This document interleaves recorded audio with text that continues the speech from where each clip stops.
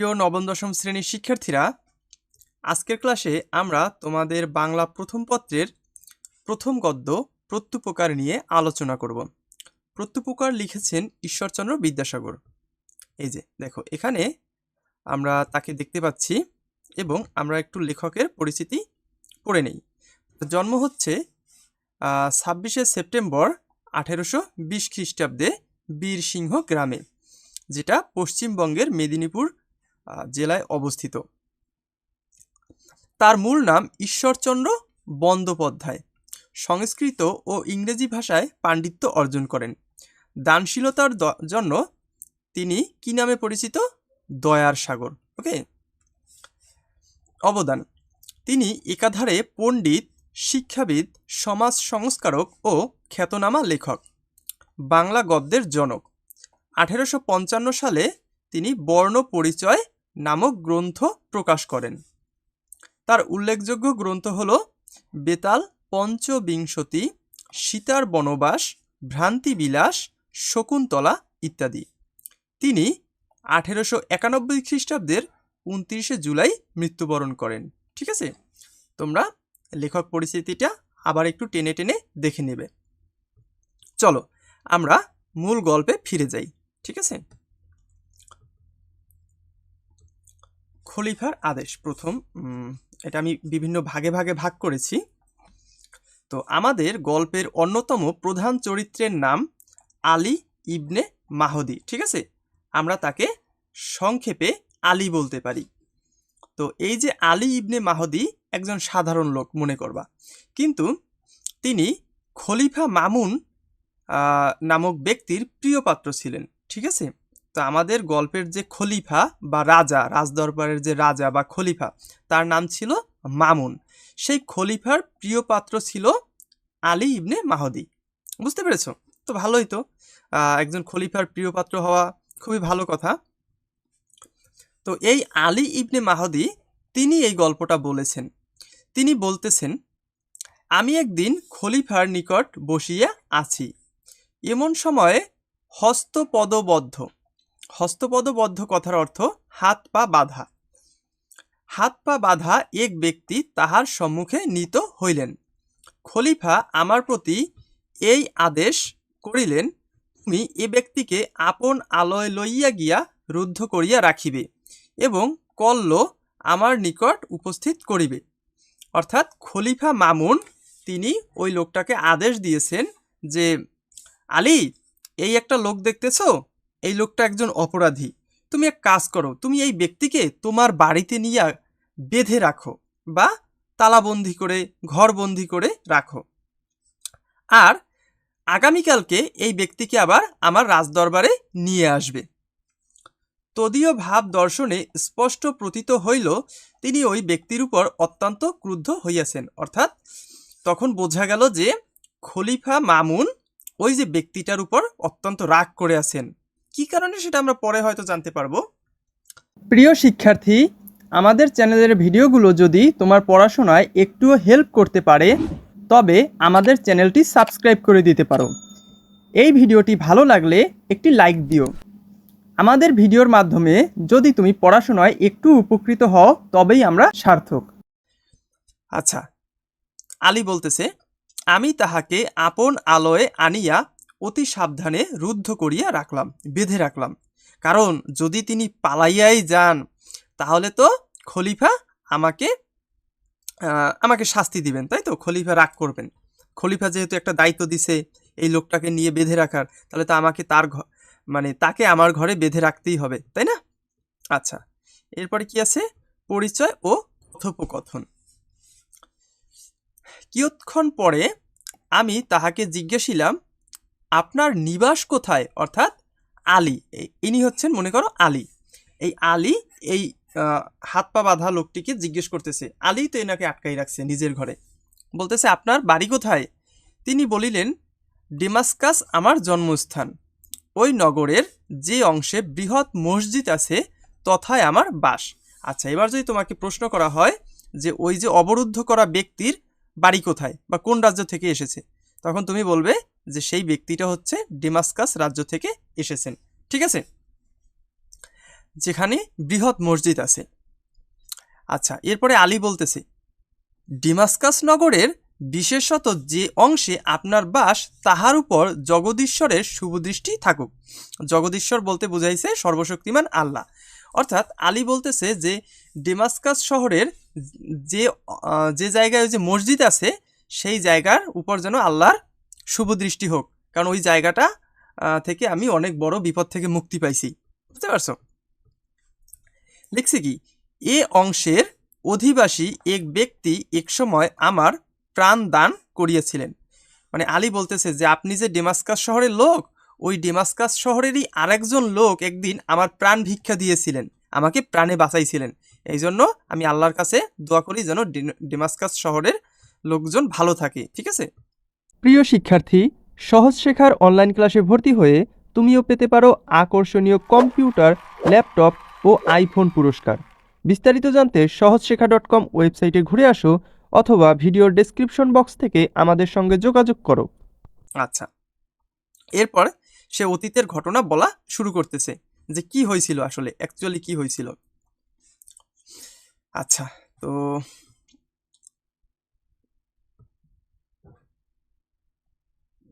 অতীতের ঘটনা।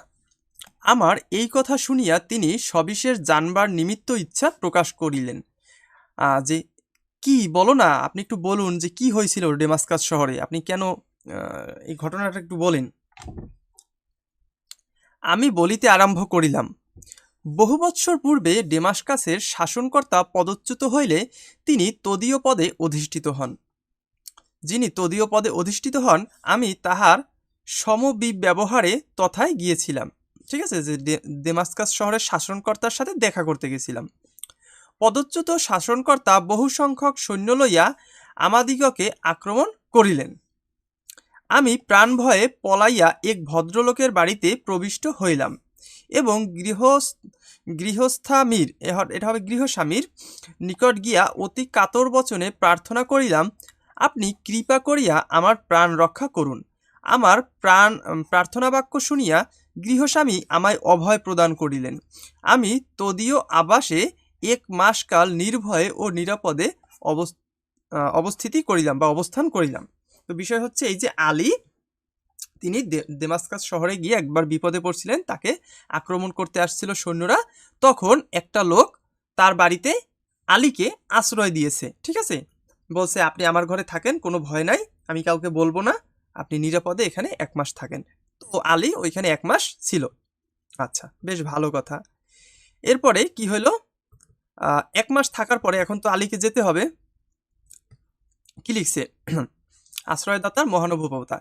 একদিন আশ্রয়দাতা আমায় বলিলেন, এ সময় অনেক লোক বাগদাদ যাইতেছেন, স্বদেশে প্রতিগমনের পক্ষে আপনি ইহা অপেক্ষা অধিক সুবিধার সময় পাইবেন না। আমি সম্মত হইলাম, আমার সঙ্গে কিছুমাত্র অর্থ ছিল না। অর্থাৎ এবার ওই লোকটি, গৃহস্বামী বলতেছে, ঠিক আছে, যে যে আপনার শহর যে বাগদাতে অনেক লোক যাচ্ছে, তো আপনি এখন বাগদাদের দিকে চাইলে চলে যেতে পারেন, এখন ভালো হবে। ঠিক আছে, কিন্তু ওনার কাছে তো কোনো অর্থ ছিল না আলীর কাছে। লজ্জাবশত আমি তাহার নিকট সে কথা ব্যক্ত করিতে পারলাম না, কিন্তু লজ্জায় আবার বলতেও পারলো না যে আমার টাকা পয়সা নাই। তিনি আমার আকার প্রকার দর্শনে, মানে আমার হাবভাব দেখেই তিনি বুঝতে পারলেন যে আমি যে দেশে যাব এখন, আমার নিকট তো টাকা নাই। কিন্তু তৎকালে কিছু না বলিয়া মৌন অবলম্বন করিলেন, মানে চুপ থাকিলেন। প্রস্থান দিবসে, মানে যেদিন যাবে আর কি, আলী যেদিন রওনা দিবে, একটি বেগবান অশ্ব, বেগবান অশ্ব মানে অনেক গতিশীল, অনেক দ্রুত দৌড়াতে পারে, ঠিক আছে, সুসজ্জিত হইয়া আছে। আরেকটি অশ্বের পিঠে, আর একটা ঘোড়ার পিঠে খাদ্য সামগ্রী, এই যে দেখতেছো, এই একটা ঘোড়া, এইটার পিছনে খাদ্য সামগ্রী বাঁচছে। তারপরে কি, প্রস্থান সময় উপস্থিত হইলে সেই দয়াময় সদাশয় আশ্রয়দাতা আমার হস্তে একটি স্বর্ণমুদ্রার থলি দিলেন। আমি আপনকার বসতি স্থানে এই সমস্ত উপকার প্রাপ্ত হয়েছিলাম। এজন্য পৃথিবীতে যত স্থান আছে, এই স্থান আমার সর্বাপেক্ষা প্রিয়। ঠিক আছে, মানে ওই ব্যক্তি আলীরে আবার যাওয়ার সময় একটা ঘোড়া আর একটা ঘোড়ার পিঠে করে খাবার দাবার নিয়ে পাঠিয়ে দিয়েছিলেন। তো এত উপকার পাইয়া সে তো এটা ভুলবে না স্বাভাবিকভাবেই। ঠিক আছে, আচ্ছা, চরম বিস্ময়। এই নির্দেশ করিয়া দুঃখ প্রকাশপূর্বক আমি বলিলাম, আক্ষেপের বিষয় এই, আমি এ পর্যন্ত সেই দয়াময় আশ্রয়দাতার কখনো কোনো উদ্দেশ্য পাইলাম না। ঠিক আছে, যে আর তার খোঁজ পাইলাম না, সেই যে তার কাছ দিয়ে আসলাম, 1 মাস থাকলাম, কিন্তু তার আর খোঁজ পাইলাম না। যদি তাহার নিকট কোনো অংশে কৃতজ্ঞতা প্রদর্শনের অবসর পাই, যদি তাহাকে একটু ধন্যবাদ জানাইতে পারতাম, তাহা হইলে মৃত্যুকালে আমার কোনো খেদ থাকে না, তাহলে মরার আগে শান্তি পাইতাম। এই কথা শুনিবা মাত্র তিনি অতিশয় আহ্লাদিত হইয়া বলিলেন, তিনি কেটা? যারে বাইধে রাখছে, আলী, নিজের ঘরে যাকে বেঁধে রাখছে। বলতেছে, আপনার মনস্কাম পূর্ণ হইয়াছে, যে আপনার মনের ইচ্ছা পূর্ণ হয়েছে। আপনি যে ব্যক্তির উল্লেখ করিলেন, যে ব্যক্তির কথা এতক্ষণ বললেন, সে এই, মানে সে আর কেউ নয়, সে তো আমি একসময় আপনাকে আশ্রয় দিয়েছিলাম। এই হতভাগাই আপনাকে 1 মাস কাল আপন আলয় রাখিয়াছিল। কিন্তু দুঃখের ব্যাপার কি জানো? দুঃখের ব্যাপার, আলী ওনারে চিনতে পারে নাই আর কি এতক্ষণেও। আচ্ছা, এরপরে কি লিখছে? আলিঙ্গন ও ষড়যন্ত্রের কথা। তাহার এই কথা শুনিয়া আমি চমকাইয়া উঠিলাম, মানে আলী চমকে উঠিল। ঠিক আছে, আহ্লাদে পুলকিত হইয়া অশ্রুপূর্ণ নয়নে আলিঙ্গন করিলাম, মানে চোখের পানি ফেলে তাকে জড়াই ধরছে। তাহার হস্ত ও পদ হইতে লৌহ শৃঙ্খল খুলিয়ে দিলাম। তার হাত পা থেকে কি করছে? এই যে লৌহ শৃঙ্খল, মানে লোহার শিকল, এগুলো খুলে দিছে। ঠিক আছে, চাবি দিয়ে। আচ্ছা, তিনি বলিলেন, কতিপয় নিজ প্রকৃতির লোক ঈর্ষাবশত শত্রুত করিয়া খলিফার নিকট আমার ওপর উৎকট দোষারোপ করিয়াছে। হ্যাঁ, কিছু লোক আছে যাদের অনেক হিংসা, তো সেই হিংসার বশবর্তী হয়ে তারা খলিফার কাছে নালিশ দিছে। নালিশ দিয়ে বলছে যে আমি খারাপ লোক, ঠিক আছে, আমার ব্যাপারে অনেক মিথ্যা কথা বানাই বানাই বলছে। সেই জন্য তদীয় আদেশক্রমে হঠাৎ অবরুদ্ধ ও এখানে আনিত হইয়াছি, যে সেই জন্য খলিফা আদেশ দিয়ে আমাকে বেঁধে এখানে নিয়ে আসছে। আসিবার সময় স্ত্রী পুত্র কন্যাদিগের সহিত দেখা করিতে দেয় নাই। বোধ করি আমার প্রাণদণ্ড হইবে, মনে হয় আমার মৃত্যু হইবে, মানে আমাকে মানে রাজা প্রাণনাশ করবে আর কি, হত্যা করবেন। অতএব আপনার নিকট বিনীত বাক্যে প্রার্থনা এই, আপনি অনুগ্রহ করিয়া আমার পরিবারের নিকট এই সংবাদ পাঠাইয়া দিবেন, যে আপনি আমার পরিবারকে যাইয়া বইলেন যে এরকম রাজামশাই আমাকে মৃত্যুদণ্ড দিছে, আমি আর পৃথিবীতে নেই, তারা যেন আমার চিন্তা না করে, আমার পরিবারের লোক। তাহার এই প্রার্থনা শুনিয়া আমি বলিলাম, না না, আপনি এক মুহূর্তের জন্য প্রাণনাশের আশঙ্কা করিবেন না, আপনি এই মুহূর্ত হইতে স্বাধীন। এই বলিয়া পাথেয় স্বরূপ 10,000 স্বর্ণমুদ্রার একটি থলি তাহার হস্তে দিয়া বলিলাম, মানে আলী বলতেছে যে আপনি এখন থেকে স্বাধীন, এই নেন 10,000 স্বর্ণমুদ্রা, এটা নিয়ে আপনি অবিলম্বে প্রস্থান করুন, চলে যান, আপনাকে মুক্ত করিয়া দিলাম। এজন্য আমার উপর খলিফার মর্মান্তিক ক্রোধ ও দেশ জন্মিবে, এজন্য খলিফা আমাকে মারতে চাইবে আর কি, তাহাতে সন্দেহ নাই। কিন্তু যদি আপনার প্রাণ রক্ষা করিতে পারি, তাহা হইলে সেজন্য আমি অনুমাত্র দুঃখিত হইব না। যে খলিফা আমাকে মারুক, কিন্তু আপনারে জানি আমি বাঁচাইতে পারি, কারণ আপনি তো আমার উপকার করছিলেন, তাই না? তো সেই উপকারের প্রতিদান হিসেবে আপনাকে আমি মুক্ত করে দিলাম, এতে যদি খলিফা আমার প্রাণ নেয় নিক। ঠিক আছে, এটা বলতেছে। আচ্ছা, এরপর কি আছে? আমার প্রস্তাব শুনিয়া তিনি বলিলেন, আপনি যাহা বলিতেছেন আমি কখনোই তাহাতে সম্মত হইতে পারব না, যে আমি এত নীচ না, এত স্বার্থপর না যে আপনার এইখানে বিপদে ফেলে আমি চলে যাব, তারপর খলিফা আপনার প্রাণ নিয়ে নেবে। না না, আমি এগুলো করতে পারবো না। ঠিক আছে, বলছে, কিছুকাল পূর্বে যে প্রাণের রক্ষা করিয়েছি আপন প্রাণ রক্ষার্থে, এখন সেই প্রাণের বিনাশের কারণ হইব, তাহা কখনো হইবে না। যাহাতে খলিফা আমার উপর আক্রুদ্ধ হন, আপনি দয়া করিয়া তাহার যথোপযুক্ত চেষ্টা দেখুন। যদি আপনার চেষ্টা সফল না হয়, তাহা হইলেও আমার কোনো ক্ষোভ থাকিবে না, যে আপনি তার চেয়ে চেষ্টা করে দেখুন খলিফা যাতে আমার উপর রাগ কমাই দেয়। ঠিক আছে, ব্যর্থ হইলেও আমার কোনো কি থাকবে না, আমার কোনো দুঃখ থাকবে না। ঠিক আছে, আচ্ছা, এরপর কি আছে? পরদিন প্রাতকালে আমি খলিফার নিকট উপস্থিত হইলাম। কে? আলী। তিনি জিজ্ঞেস করিলেন, ওই লোকটি কোথায়, তাহাকে আনিয়াছ? এই বলিয়া তিনি ঘাতককে ডাকাইয়া প্রস্তুত হইতে আদেশ দিলেন। ঘাতককে, যে এক মানে তরবারির এক কোপে মুন্ডু নামাই দিবে আর কি, এই যে ঘাতক। ঠিক আছে, এই ঘাতককেও ডাকাই নিয়ে আসছে, এই ঘাতক এখানে আসো। আচ্ছা, এবার কি? তখন আমি তাহার চরণে পতিত হইয়া বিনীত ও কাতর বচনে বলিলাম, ধর্মাবতার, ওই ব্যক্তির বিষয়ে আমার কিছু বক্তব্য আছে। যে ওই যে ব্যক্তিকে আপনি দেখতে পাচ্ছেন না, ওই ব্যক্তির ব্যাপারে আমি কিছু বলতে চাই। তিনি রোষরক্ত নয়নে বলিলেন, মানে রাগে রাগে বলতেছে, আমি শপথ করিয়া বলিতেছি, যদি তুমি তাহাকে ছাড়িয়া দিয়া থাকো, এই মুহূর্তে তোমার প্রাণদণ্ড হইবে। যে যদি তুমি তাকে ছেড়েই দাও, তাইলে বাছাধন তোমার খবর আছে। হুম। আমি তখন আমি বললাম, আমি যে নিবেদন করিতে ইচ্ছা করিতেছি, কৃপা করিয়া তাহা শুনিলে আমি চরিতার্থ হই। যে আমি যে অনুরোধ করতেছি তাহা একটু শোনেন। আপনি এত ক্রুদ্ধ হইয়েন না, ঠিক আছে? আচ্ছা আচ্ছা, একটু লেখাটা বড় করে নেই। ওকেই। তো এরপরে কি আছে? আলীর জবানবন্দি। এই কথা শুনিয়া খলিফা উদ্ধত বচনে বলিলেন, কি বলিতে চাও বলো। তখন সে ব্যক্তি ডেমাস্কাস নগরে কিরূপে আশ্রয় দান ও প্রাণরক্ষা করিলেন, এক্ষণে তাহাকে ছাড়িয়া দিতে চাহিলে সম্মত হইলেন না, এই দুই বিষয়ে সবিশেষ নির্দেশ করিয়া বলিলাম। যে রাজা সাহেব বা খলিফা, সেই যুগে তিনি আমার এইভাবে প্রাণে বাঁচাইছেন, আমার বিপদে সাহায্য করছেন, আমার জন্য ঘোড়া, খাবার দাবার ও স্বর্ণালঙ্কার পাঠাই দিয়েছেন। আবার গতকালকে যখন আমি তাকে ছেড়ে দিতে চাইলাম, তিনি বললেন, না না না, আমাকে ছেড়ে দিয়েন না, তাহলে খলিফা আপনার উপর ক্রোধিত হইবেন, আপনার প্রাণ নিবেন। তারপর তিনি যেতে চাননি। ধর্মাবতার, যে ব্যক্তির এরূপ প্রকৃতি ও এরূপ মতি, তিনি কখনোই ঘৃণ্য নহেন। যে লোক এত ভালো, এরকম চিন্তা ভাবনা যার, তিনি তো আসলে খারাপ হইতে পারেন না। নিষ্প্রকৃতি পরহিংসুক দুরাত্মারা মিথ্যা অমূলক দোষারোপ করিয়া তাহার সর্বনাশ করিতে উদ্যত হইয়াছে। যে কিছু লোক আছে যারা যারা পরহিংসুক দুরাত্মা, তারা মিথ্যা আরোপ দিছে ওই ব্যক্তির উপর, ঠিক আছে? নতুবা যাহাতে প্রাণদণ্ড হইতে পারে, তিনি এরূপ কোনো দোষে দূষিত হইতে পারেন, আমার এরূপ বোধ ও বিশ্বাস হয় না। ঠিক আছে, এই যে খুলে বলল ব্যাপারটা। আচ্ছা, এরপরে কি? ক্ষমা প্রদর্শন। ওকে, সো কি বলছে? খলিফা মহামতি ও অতি উন্নত চিত্ত পুরুষ ছিলেন। এই যে খলিফা, তিনি দয়াবানও ছিলেন আর অতি উন্নত চিত্ত, ঠিক আছে, যার মন মানসিকতা অনেক ভালো ছিলেন। তিনি এই সকল কথা কর্ণগালন করিলেন আর কি, মানে কানে শুনলেন।